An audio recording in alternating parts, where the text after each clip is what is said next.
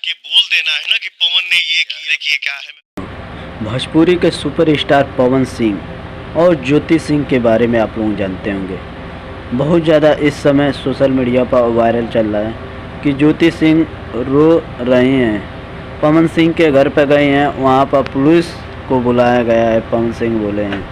तो भाई इस वीडियो को क्या है सही क्या है गलत, ये तो हमें पता नहीं है। जो सोशल मीडिया से पता चल रहा है वही चीज़ पता चल रहा है। और ज्योति सिंह रो रो के एकदम बुरा हाल हो गई भाई। जो भी देख रहा है तो ज्योति सिंह को ऐसा बोल रहा है पवन सिंह ऐसा क्यों कर रहे हैं भाई। तो ये घर का पारिवारिक वाला मैटर है, ठीक है ना। वो ज्योति और पवन सिंह ही जानते होंगे कि क्या हम दोनों के बीच में क्या चीज़ की दिक्कत है।